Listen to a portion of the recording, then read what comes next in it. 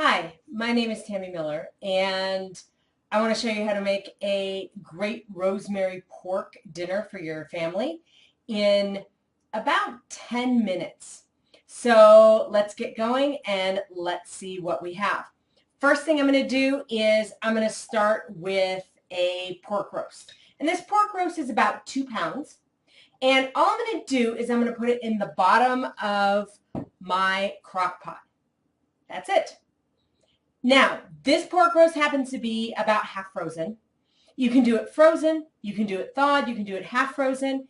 If you're setting this up in the morning before you get off to school, before you get off to work, I would suggest doing it frozen or partially frozen just because it's going to be in your crock pot all day. Next thing we need to do is we need to add our broth. And what we're going to do for our broth is I'm going to add water. And I am going to use some Better Than bouillon. This is one of my favorite bouillons that you can use. You can also use bone broth if you would like to use bone broth. So I'm going to put about a cup of water in there, and then I'm going to add a spoon of this. So I'm going to take and I'm going to add a cup of water directly to my pork roast. And then I'm going to scoop out about a teaspoon and a half to 2 teaspoons of my chicken bouillon. So I've got my chicken bouillon, and actually it's a really nice and thick bouillon. So it's going to look like this. It's very nice and thick. And I'm going to drop that directly into the water that I have put in my crock pot. I don't have to mix it. I don't have to stir it. What's going to happen is it's going to end up becoming incorporated as my dinner cooks. Okay, so the next thing is we're going to put some fresh herbs into the pot. And we've got some sprigs of fresh rosemary. And this is fresh rosemary that is out of my garden. A lot of people are afraid of using fresh rosemary because they're not really sure how to get it off without picking every single piece individually. So I'm going to show you.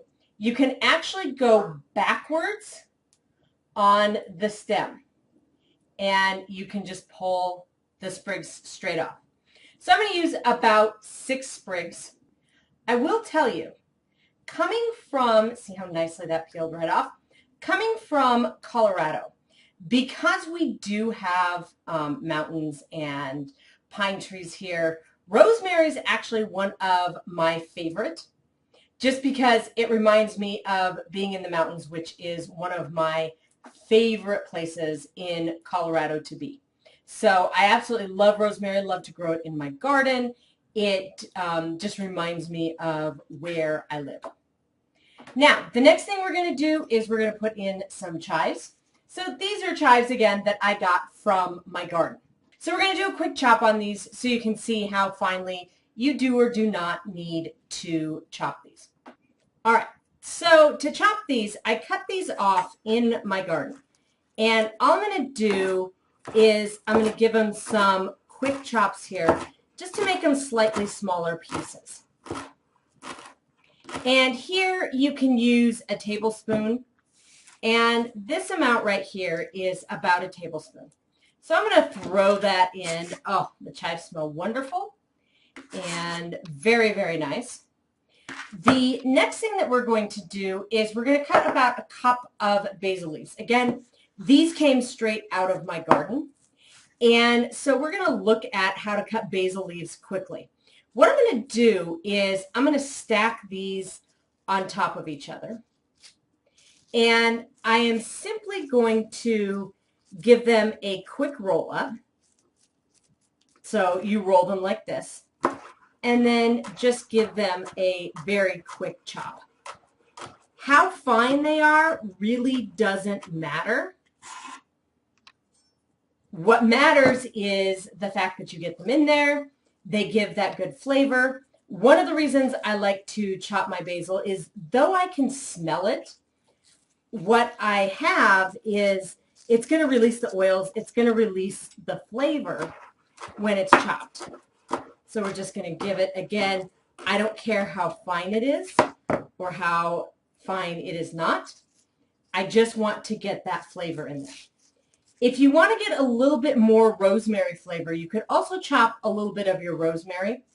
I choose not to do that just because sometimes rosemary can be overpowering. I love the flavor, but not everybody does. So I want to make sure that that is not an overpowering flavor in my rosemary pork recipe. It's a flavor that's in there. It's just not overpowering. All right. The next thing that we are going to do is we're going to chop our apples to go in here. And you can use 3 apples. I've given these a quick wash. If you've never used apples before, great thing to do is take a melon baller, and you can very quickly ball out the core. And that way you don't have to worry about picking out seeds or anything like that. So I'm going to use 3 apples for this 2-pound pork roast.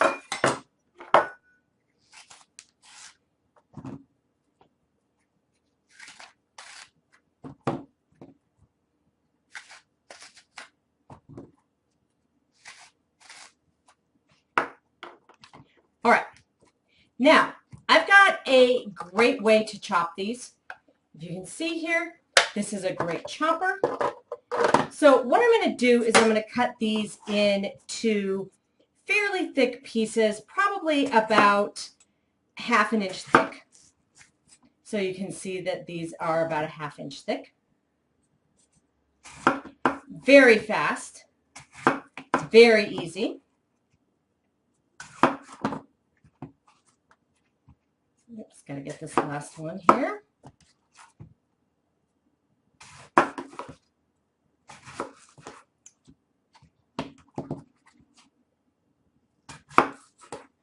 So again, I just gave these a quick rinse under the sink.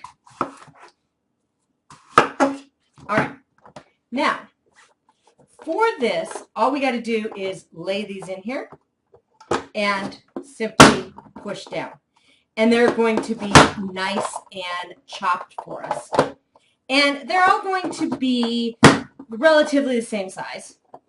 I've told you guys before, I don't care really about the size of things because I like to have different flavors, different sizes in there. So I don't worry too much about the size.